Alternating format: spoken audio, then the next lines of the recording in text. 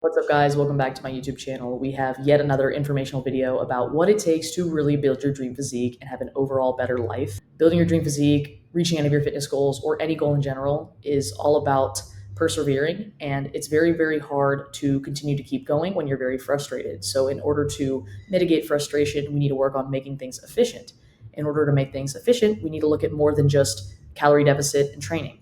I know a lot of you guys probably are aware of a calorie deficit and, going to the gym and all those kinds of things. But in this video, I'm going to show you everything I look at when it comes to making sure my clients are successful, to making sure that I am successful, or things that I want you to consider or take a look at that could be adding extra friction or frustration to your journey, which is leading you to move slower or even feel like you need to give up or even feel like quitting. So if that sounds like you, if you need motivation, if you want more knowledge on how to make your journey as easy as possible, I'm going to be diving into the 4 different things or factors or umbrellas I look under when programming things for myself and my clients.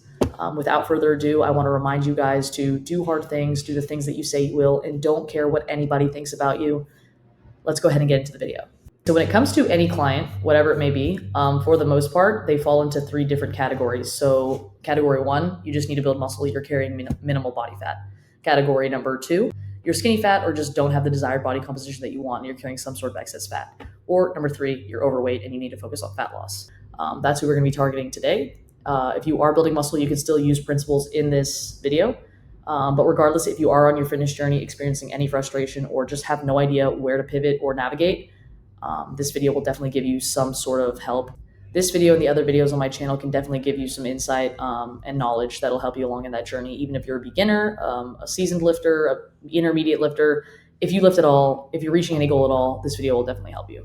So the first thing I look at when looking at my clients and myself, actually guys, I'm gonna take this jacket off because it's a little bit hot today here in Houston. No pump, but let's see how we're looking. First thing that I'm gonna look at is your body composition. How much fat do you have to lose? And let's be very realistic here. You gotta see how much excess body fat you're carrying in relation to how much muscle mass you have. The farther the gap is between those, the harder you're going to have to work. So when talking about body composition, as you can see here, I was carrying much more body fat, had minimal muscle mass, still had some, but not as much as I do now.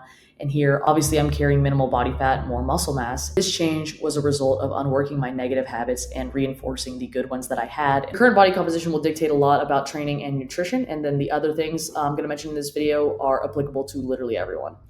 So the first thing that I look at with any client when I start working with them and with myself, we're going to look at your mentality.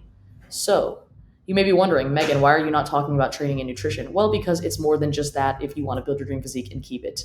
There's a reason you became overweight or have a body composition that you don't like or are in a situation that you don't necessarily desire to be in. There's a reason you got there. And it's most likely from negative habits that were built around emotions that you felt when you were younger, or you never worked through, or you never acknowledged, and now they make up your day-to-day life and they cause you to have these negative outcomes. So when it comes to mentality, the first thing that we're going to look at is discipline and consistency. What are your levels of discipline and consistency like? Because that's a lot of things that we're going to have to figure out before we can implement nutrition and cardio and training. Because if you can't be disciplined or consistent, me giving you a training plan, a nutrition plan, or cardio is not going to help anything because you lack discipline and consistency. You're not going to stick to it. So we need to unpack the reasons as to why you can't stick to doing what it is you say you will or what it is you want. So it's a lot of work that you're going to have to do. And it's usually something you can pinpoint, but half the time people don't even acknowledge it or even take a few steps back and see, why am I not disciplined? Why am I not consistent? They just say, I'm not disciplined, I'm not consistent. And so they never get anywhere. Or even worse, they don't even acknowledge that they're not disciplined or they're not consistent. They just say, oh, it doesn't work. Guarantee you guys, you can always improve your discipline and consistency. I even have to do this with myself and make sure that I'm disciplined and consistent because it's easy to fall off track if you're not aware. Another thing is going to be self-love. A lot of this discipline and consistency just revolves around the fact that you need to show up for yourself. If you don't have self-love, you're not going to show up because showing up for yourself is ultimately loving yourself. The highest form of self-love is discipline. So if you're struggling with discipline and consistency, you are most likely struggling with self-love because you don't show up for yourself when you say you will. So fixing that relationship with yourself and healing that negative relationship that you have is going to help you along this journey, but not a lot of people will acknowledge it or recognize it. They think, oh, I'm going to throw myself into a calorie deficit and start training, and then all these problems with my mental health or emotionally are just going to magically go away because I'm shredded. Not how that works. A lot of these problems here are the root cause as to why you became overweight. So you're going to get shredded and then fall right back into it because you didn't do the work right here, which is why I'm talking about mentality first. After self love, we're going to get right into frustration. You are going to be frustrated. This is going to be hard. You need to remember that the things that are said inside your brain are not always facts. They're not always true. Your brain does not always have your best interest in mind, but rather it just wants you to be comfortable. It experiences anxiety. It feels all these things. You're going to have feelings of frustration and other emotions that should not dictate the decisions that you make. You need to remember that it's important to keep track of your progress through photos, keep logs of your weight or whatever metrics you need to use to measure your fitness goals or any other goal that you're trying to reach, so that when you do experience that frustration, you can see on paper that it is working. It's also very important to have a coach or friends or a gym partner or literally someone else who's not in your head, because they are unbiased and they can remind you to keep going, it's working, and to follow the plan. Because at the end of the day, I make other YouTube videos about this. I say this on Instagram. You are going to be the biggest thing in your way. You need to realize that. All these things are going to be hard to work through, but half of you guys don't even acknowledge them or not cognizant of them. So I'm going to bring it to your attention now, because if you're experiencing frustration or extra friction on your fitness journey, look at these things and it can make it a lot easier. Another thing when looking at mentality is your environment. You surround yourself with people who constantly hate on you, are secretly rooting on your failures, don't want to see you succeed, are negative people, don't work towards their goals, don't care about their fitness and health, aren't ambitious. Are you surrounding yourself with that? Because that will have a negative impact on your mentality. If you surround yourself with two people who are stagnant, complacent, don't work hard, you're going to be the third one of them. So if you're so it's important to do routine checks of who you spend a lot of your time with and who you're around the most, especially if you're struggling, and put yourself in an environment where people are better than you. They're working harder than you. They have what you want. They have the life that you want. And I guarantee you, if you surround yourself with those kind of people, you'll be just like them. And lastly, confidence. When you have a negative relationship with yourself, with the scale, anything like that, and your confidence is very low, it's going to be hard to stay consistent on this journey, because that confidence is going to lead to a lot, or that lack of confidence is going to lead to a lot of negative thoughts, and it's going to be hard for you to battle. You are bound to break, you're bound to crack. The best way to build confidence is by doing hard things and being willing to try, even when you think it won't work, even when you think it's not working, and even when you're frustrated or experiencing any other negative emotion. Okay, so after we discuss mentality, I want to go ahead and get into lifestyle. So the first thing that I look at when it comes to my clients' lifestyle is their stress levels. If you are experiencing a lot of stress, you are going to be more susceptible to binge eating and just making poor decisions. When you experience a lot of stress, you often lack sleep, and obviously you tend to want to comfort yourself. Naturally, your body wants to make you comfortable, so it will be more, like I said, more susceptible to binging or eating off plan or staying home from the gym because you want to lay on the couch because you're stressed. That's very common. So in order to fix this, for most of my clients, we'll implement different activities that can aid in stress relief, as well as just removing them from stressful situations if possible. So if it's a stressful friendship, if it's a stressful relationship, if it's a stressful family connection, anything like that, if it is not benefiting you and promoting you towards your goals, but rather draining you of energy, it is something that needs to be cut out, because it is going to affect you. A lot of us think it won't. So you have to be very careful with who you allow in your life and who you associate yourself with, because if they're going to stress you out, I guarantee you it's going to make this journey harder and you will be more likely to give up. After that, we look at water intake. A lot of us confuse being dehydrated with being hungry, so it'll lead us to overeat and ultimately just being overweight. Also, energy levels can dwindle when we're dehydrated. So a lot of the times, if we're lacking in energy and we can't figure out why, you're most likely dehydrated. Then we will look at how much sleep you're getting. We need to make sure that we're getting enough sleep so that we can properly rest and recover for both our heart, our muscles, our body overall, our mind. Not getting enough sleep will lead to excess levels of stress, which will ultimately lead us to making poor decisions. Also, a lack of sleep has been directly correlated to an increase in the production of the hormone called ghrelin, which is the hunger hormone. So we tend to feel hungrier than we might actually be when we lack sleep. So just being cognizant of these different things will help you navigate this journey better, which is why I'm trying to bring everything to your attention. So if you're looking for little changes that you can make, I'm listing them all here in this video for you. So another thing with lifestyle is your environment. So we talked about that for the mentality, but in your lifestyle, are you making it easy to fall off track, or are you making it easy to get towards your goals? If you surround yourself with people who go off track and go out and drink every weekend and black out and are always eating out, not saying that you can't go grab a drink with your friends, not saying that you can't go out on the weekend, not saying that you can't go have lunch or eat out. I'm just saying the people that do that in excess religiously all the time, which I'm bringing this up because I know people who do this. If you're surrounding yourself with those kinds of people, you are bound to be another one of them. And it's going to be very, very hard for you to reach your goals when that is your background noise. If you're struggling to stay on track, or you binge on certain things, or you know that you can't be around a certain food or whatever, take the time to work on that issue that you have. It's usually an emotional problem or something that's triggering you. Take your time to work on that, and maybe don't keep it in the house or keep it around you for that period of time where you're working on it.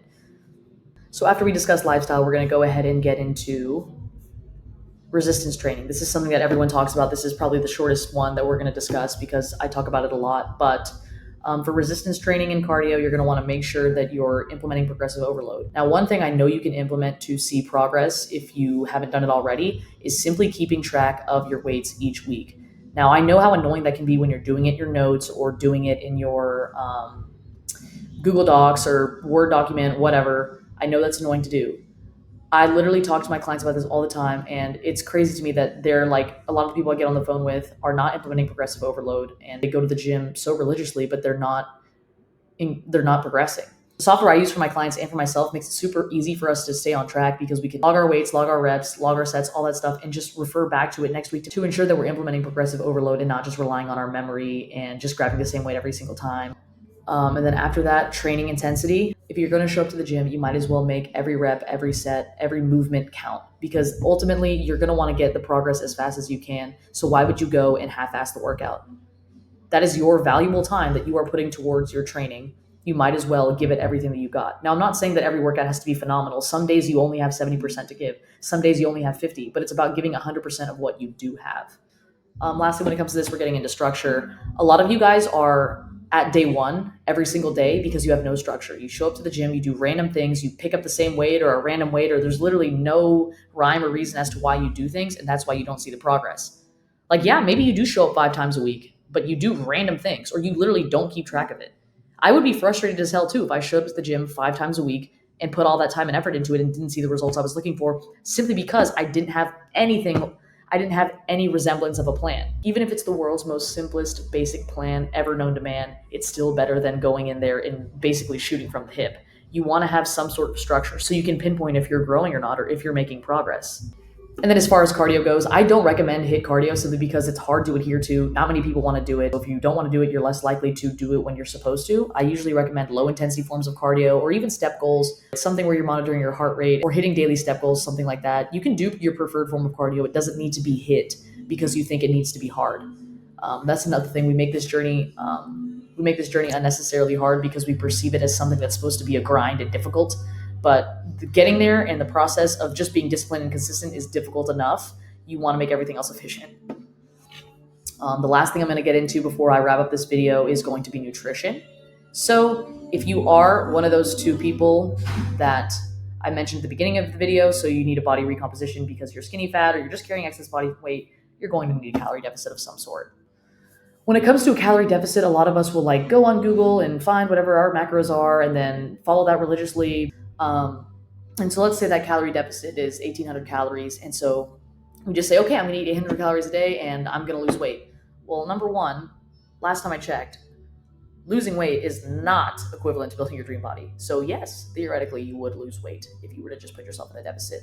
But you would probably be skinny fat and you probably wouldn't have the body composition that you'd like because that takes a bit more planning. So instead of looking at the caloric number, look at that as an umbrella, and then under it is going to be your macro and micronutrients.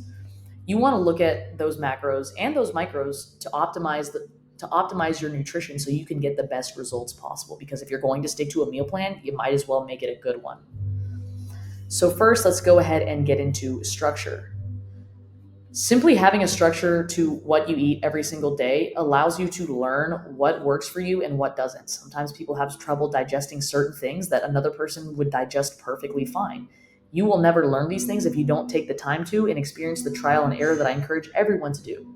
A lot of us are in such a rush to get to where we want to be that we don't take these periods to experiment and see what works best. Not what works, but what works best so that we can get there quicker, more efficiently, and keep it for longer without having to bend over backwards to keep this physique that we want.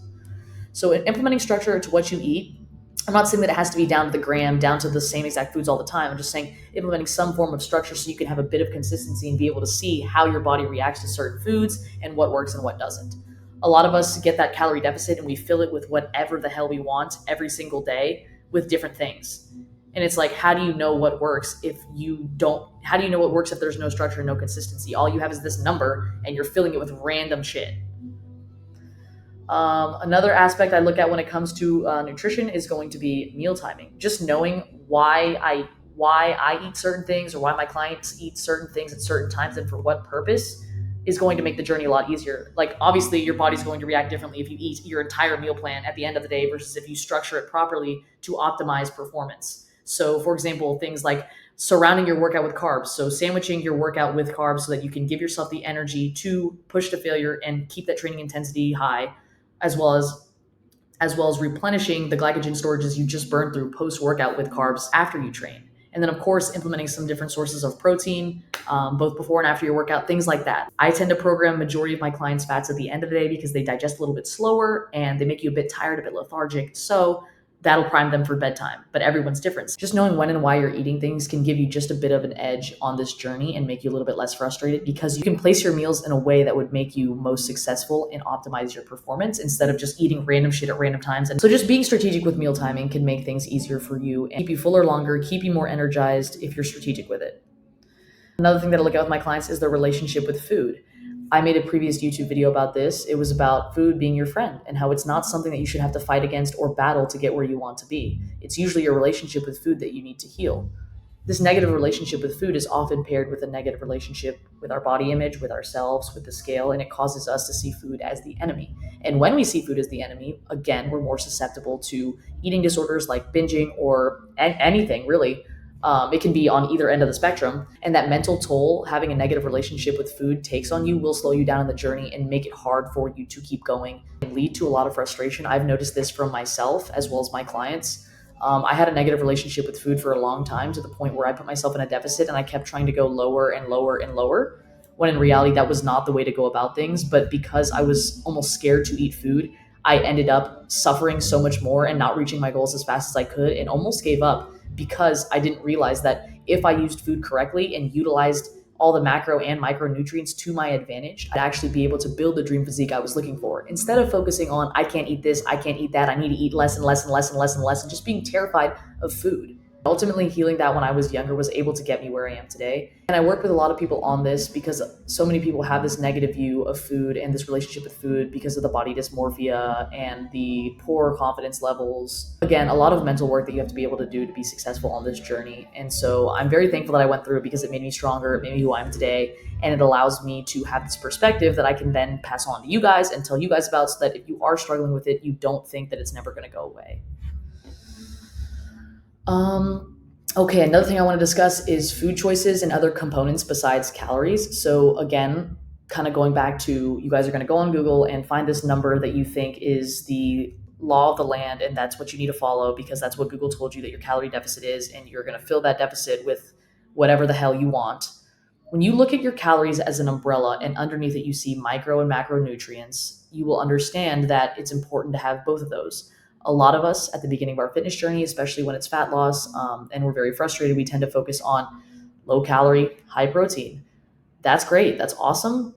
The issue with focusing on low calorie, high protein is it often leads to hyperfixation, and we choose these ultra processed protein bars, chips, cookies, all this stuff that is lacking in a lot of micronutrients just because we want to get as much as we can calorie wise. Stop focusing on the calories and realize what these foods are actually doing for you. How are these macronutrients shaping my physique? How are these micronutrients shaping the way that I think, my mentality? Because macros will dictate how you look and micros will dictate the way that you feel, the way that you think.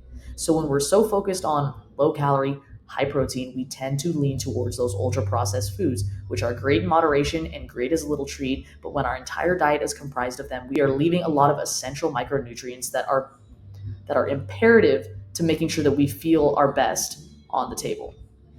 I'm not saying that you have to give up protein bars or your favorite snacks, but choosing them based on their entire nutrient profile and not just the level of calories in relation to protein.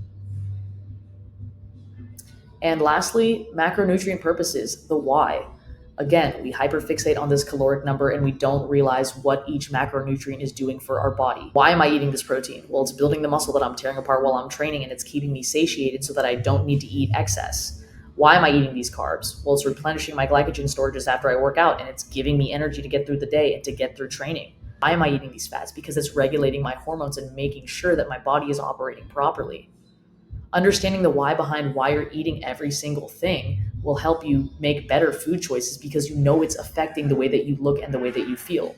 When we focus on this calorie number and we have that poor relationship with food, we tend to fill it with junk because we're trying to fight all those negative things that we're feeling. When you realize that everything you eat can serve a purpose into getting you where you want to be faster, you will make better food choices. So just understanding why you're eating what you're eating and what it is doing for your body. And that is every single thing I look at when it comes to priming my clients and myself to reach our desired goals as efficiently as possible. So if you do have any specific questions, drop them in the comments below or reach out to me on Instagram, which I will link below. If you would like to work with me one-to-one to build your dream physique and overall improve your lifestyle, I will also leave the link to the one-to-one application below. And if spots are available and you are a good fit, I will personally reach out to you. If you'd like to see more of me daily and need motivation, more help on your fitness journey, or just want to see more of me, I will also link my Instagram down below so you guys can see me there. I am very active and engaged with you guys, answer all my DMs, and post quite often on both my stories and both of my stories, reels, posts, all that kind of stuff. You're more than welcome to follow me on TikTok as well. Thank you guys so much for watching. I love you guys. I'm rooting for y'all. I will see you guys in the next one.